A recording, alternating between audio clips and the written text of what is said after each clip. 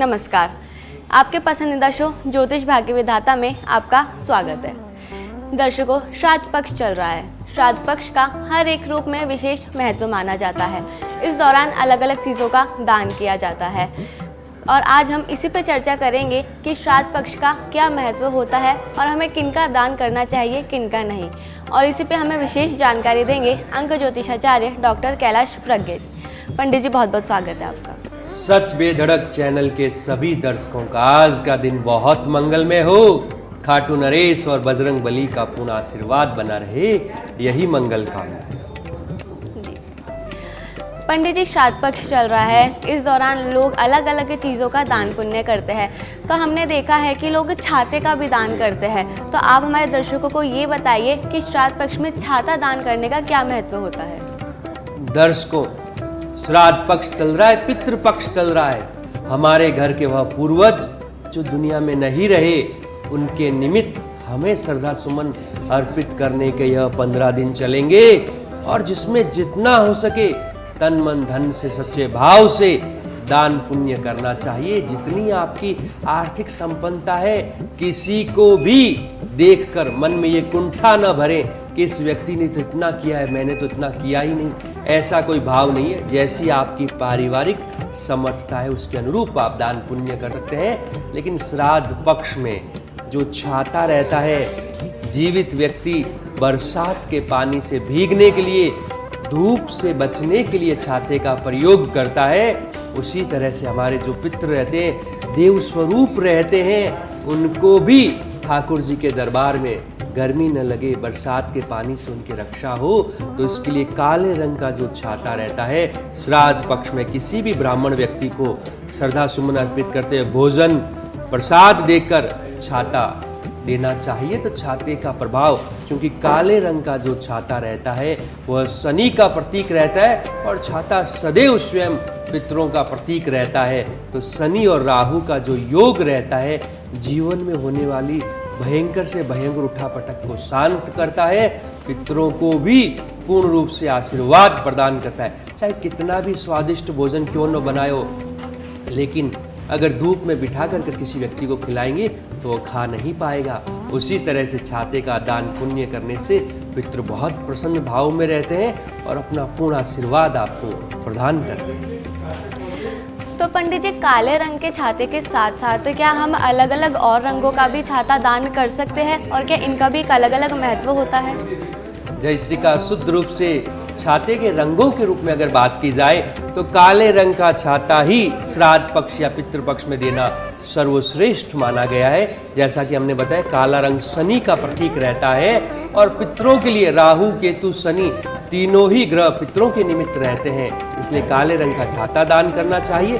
अन्यथा जो बाकी जो रंग रहते हैं, श्राद्ध पक्ष के अलावा अगर आपको कभी भी छाते का दान करना हो तो आप अन्य रंगों का भी दान पुण्य कर सकते हैं।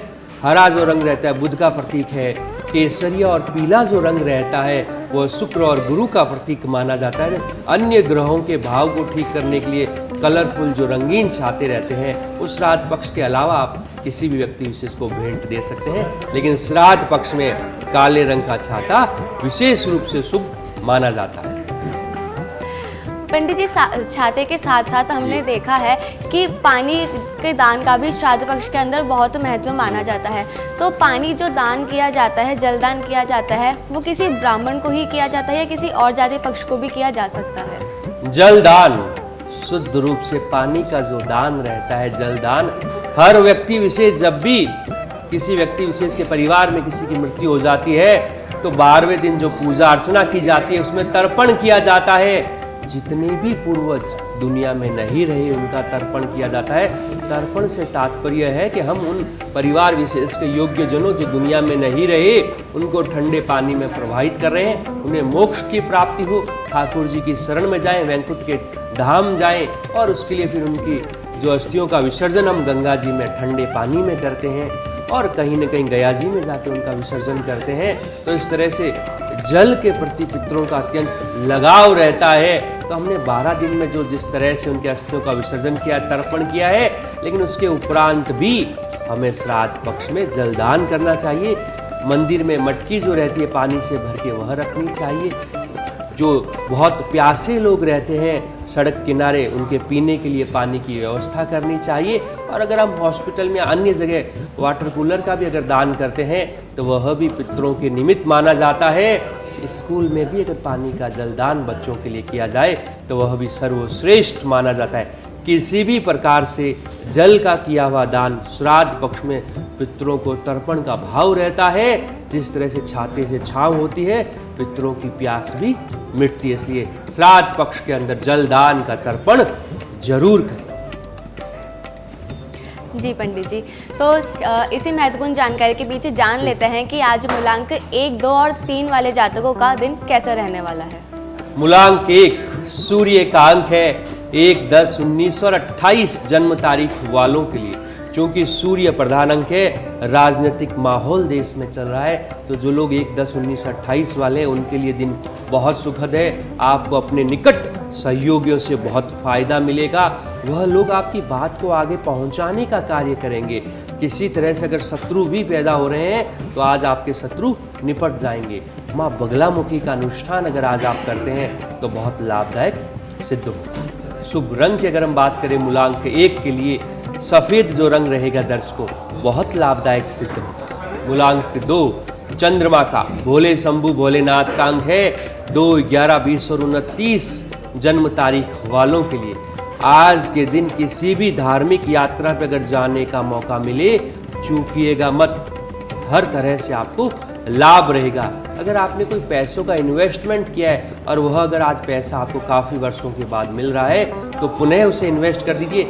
घर पे रखा तो वह पैसा कहीं और कार्यों में खर्च हो जाएगा, नुकसान हो सकता है। शुभ रंग की अगर हम बात करें मूलांक 2 के लिए, लाल जो रंग रहेगा दर्शकों बहुत लाभदायक सिद्ध होगा। मूलांक 3 यह अंक ज्योतिष का सर्वश्रेष्ठ अंक माना जाता है।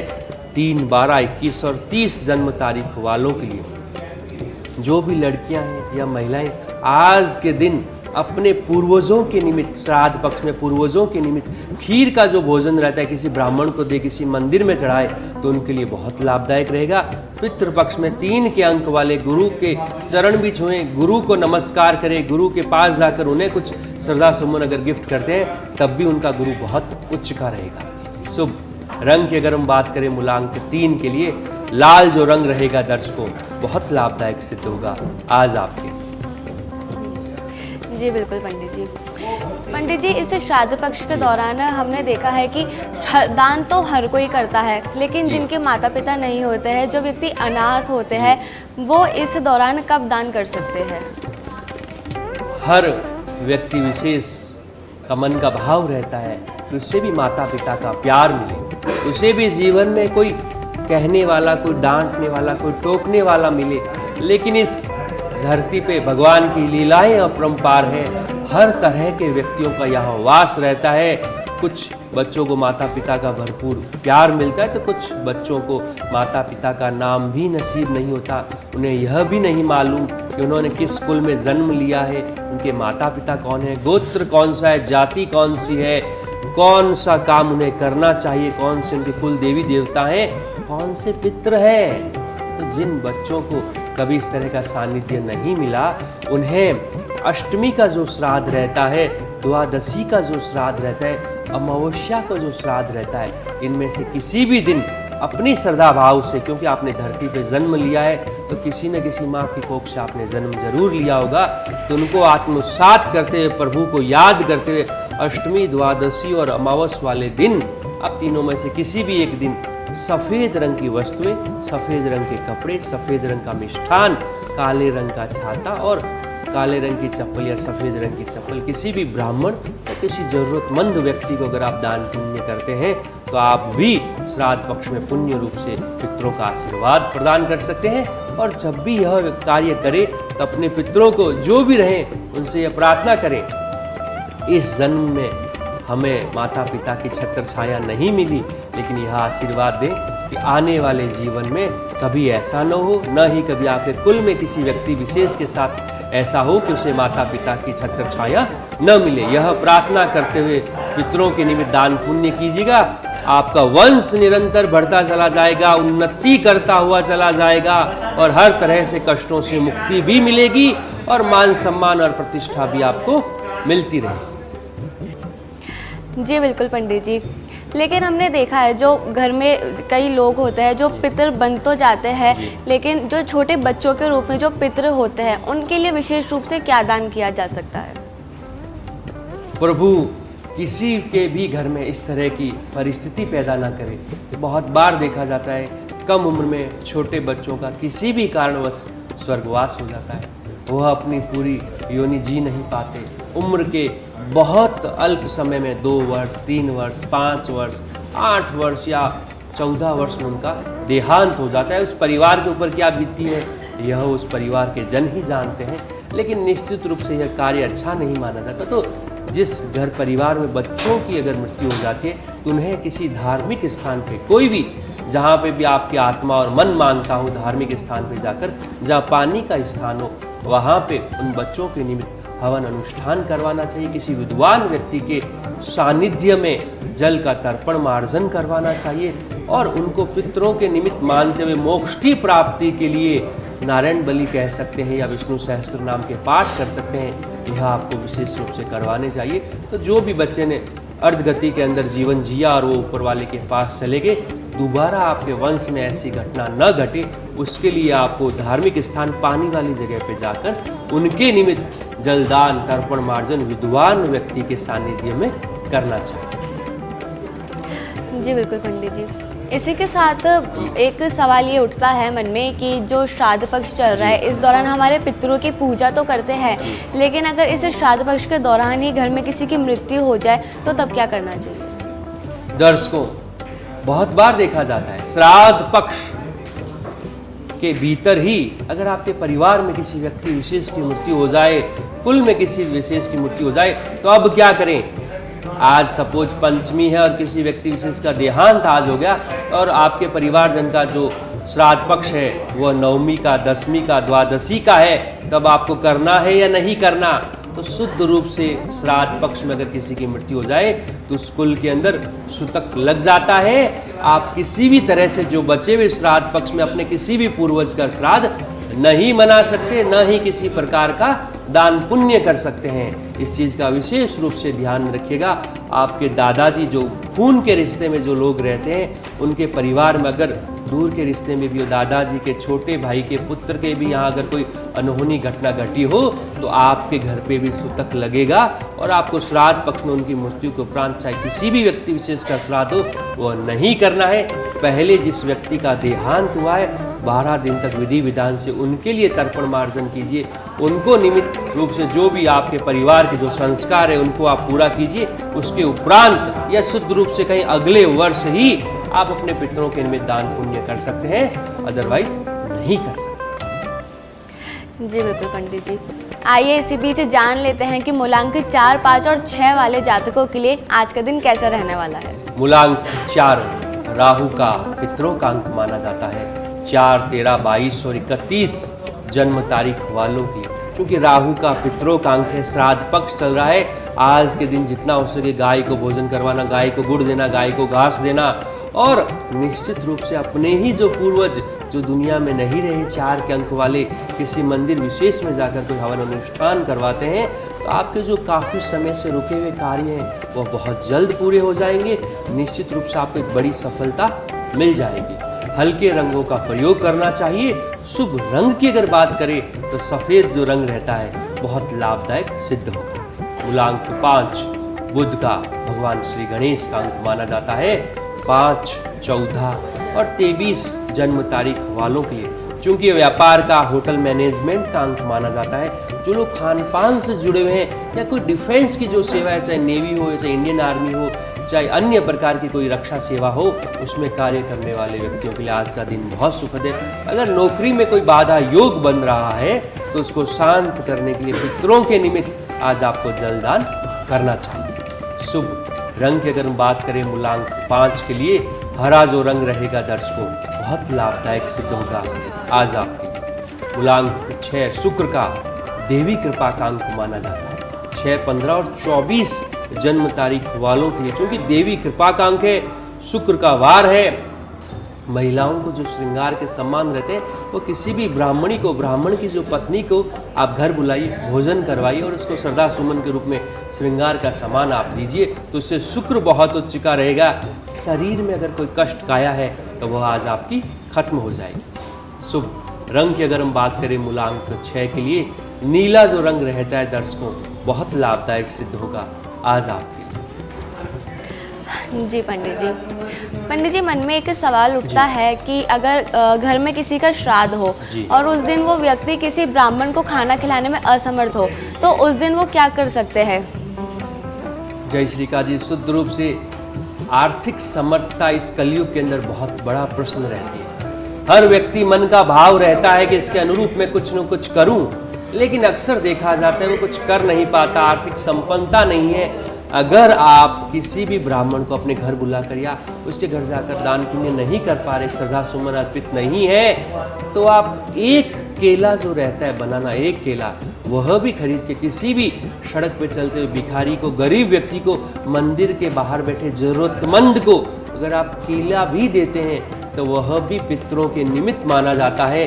केला पीले रंग का जो रहता है बुद्ध का प्रतीक रहता है, भगवान विष्णु का प्रतीक रहता है। दैनिक जीवन में जीवन जीने के लिए भगवान विष्णु का आशीर्वाद होना बहुत जरूरी है। तो परिवार के अंदर सुख शांति के लिए केले का जो दान रहता है किसी भी जरूरतमंद व्यक्ति को, तो वह भी पितरों के लिए सर्वश्रेष्ठ माना जाता है। अगर आप आर्थिक रूप से संपन्न नहीं हैं तो केले का दान कर सकते हैं, और घर के बाहर या घर की जो बहन बेटी है उनको भी आप केला देते हैं तो शुद्ध रूप से आपको लाभ रहेगा, पितरों का पूर्ण आशीर्वाद मिलेगा। और पितरों को यह प्रार्थना करें कि इस श्राद्ध पक्ष में हमने केले का दान किया, लेकिन अगले श्राद्ध पक्ष तक हमें इतना समर्थवान बनाए कि हर तरह से हम दान पुण्य करने के लिए श्रेष्ठ साबित हो। पंडित जी ये बात तो हो गई दान की, लेकिन अगर घर में श्राद्ध हो जिस दिन, तो उस दिन घर में ही पितृ को प्रसन्न करने के लिए क्या क्या बनाया जा सकता है? पितरों की प्रसन्नता, दर्शकों जो हम इतनी देर से जो चर्चा कर रहे हैं कि पितरों के लिए क्या दान पुण्य किया जाए, क्योंकि दान पुण्य में बहुत सारी चीजें हमने खरीदी और किसी व्यक्ति को दे दी, लेकिन जो मन का भाव रहता है कि आपने अपने हाथों से क्या किया, तो शुद्ध रूप से आप स्वयं, आपके घर की जो नारी शक्ति है, स्वयं अपनी रसोई में अगर कोई पकवान बनाए और किसी व्यक्ति विशेष, ब्राह्मण विशेष, घर की बहन बेटी या बुआ या दोहिती को अगर घर पे बुलाकर अगर भोजन करवाया जाए, कुंवारी कन्याओं को भोजन करवाया जाए तो बहुत लाभ रहता है। स्वयं का किया हुआ कर्म सदैव आपके रास्ते प्रगति के लिए खोल देता है। इसलिए घर पे जो खीर रहती है, चावल और दूध, चावल जो अक्षत रहते हैं वो सफेद रंग के प्रतीक, दूध भी सफेद रंग का प्रतीक, दोनों ही चंद्रमा और राहु के प्रतीक माने जाते हैं। और चंद्रमा और राहु जब उच्च का हो तो आपके पितृ भयंकर रूप से प्रसन्न रहते हैं। इसलिए खीर का जो भोजन रहता है वो घर पे बनाइए, और घर की बहन बेटी या जो भी ब्राह्मण को आप घर पे भोजन के लिए बुला रहे हैं उनको खीर का प्रसाद दीजिए, खीर खिलाइए, तो बहुत तरीके से लाभ रहेगा। चंद्रमा उच्च का रहेगा, राहु उच्च का रहेगा, और हल्का सा खीर में अगर आप केसर डाल देते हैं तो गुरु भी कहीं ना कहीं उच्च रूप से आपको लाभ देगा। अगर कोई जमीन संबंधित या बच्चों का पढ़ाई में मन नहीं लग रहा तो खीर का भोजन करवाने से घर में इस तरह के सुखद कार्य संपन्न हो जाएंगे। जी पंडित जी, इसी के साथ आप हमारे दर्शकों को ये बताइए कि पितरों के लिए ऐसा कौन सा विशेष मंत्र हो सकता है जिसका वो जाप कर सके? पितरों के लिए मंत्र की अगर बात की जाए तो चूंकि शुद्ध रूप से पितृ जो रहते हैं राहु का प्रतीक माने जाते हैं और राहु भैरव का प्रतीक माने जाते हैं, इसलिए श्राद्ध पक्ष के अंदर भैरव पूजा, भैरव मंदिर में 11 दीप का दान करना, भैरव चालीसा का जाप करना, ओम राहुवे नमः, इस मंत्र की एक माला अगर श्राद्ध पक्ष में की जाए तो पितृ सदैव प्रसन्न रहते हैं। और जितने भी पितृ रहते हैं वो बजरंग बली की गोद में रहते हैं। इसलिए सुंदरकांड का जो पाठ रहता है, मंगल और शनि, श्राद्ध पक्ष में जो भी मंगलवार और शनिवार रहे उन्हें उस दिन सुंदरकांड के पाठ करने चाहिए, तो उससे आपको पितरों को ताकत मिलती है, उन्हें आपकी रक्षा करने का बहुत बड़ा भाव मिलता है, पावर मिलती है। जी, आइए इसी के साथ जान लेते हैं कि मूलांक 7, 8 और 9 वाले जातकों के लिए आज का दिन कैसा रहने वाला है। मूलांक 7 केतु का जल देवता का अंक माना जाता है। 7, 16 और 25 जन्म तारीख वालों के लिए यह जल का अंक है, वरुण देवता का अंक है, इसलिए जल दान तो करना ही करना है। अगर आप पानी वाली जगह पे कुछ कंस्ट्रक्शन करवा सकते हैं तो भी आपके लिए बहुत लाभदायक रहेगा।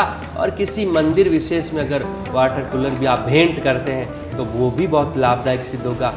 किसी भी तरह से वाणी से किसी भी व्यक्ति को नुकसान न पहुंचाए, किसी को अपशब्द न कहें, अन्यथा नुकसान के योग बन सकते हैं। शुभ रंग की अगर हम बात करें मूलांक 7 के लिए स्लेटी जो रंग रहता है दर्शकों बहुत लाभदायक सिद्ध होगा। मूलांक 8 यह शुक्र का और शनि का संयोग वाला अंक माना जाता है। शुक्र और शनि के संयोग में 8, 17, 26 वालों को धन लाभ रहेगा। दिन बहुत सुखद है, पुराना अटका हुआ पैसा मिल जाएगा, पैसों से पैसा बनने के योग बनते हैं। बड़े बड़े लोगों का आज आपको साथ मिलेगा। शुभ रंग की अगर हम बात करें मूलांक 8 के लिए काला जो रंग रहेगा दर्शकों बहुत लाभदायक सिद्ध होगा।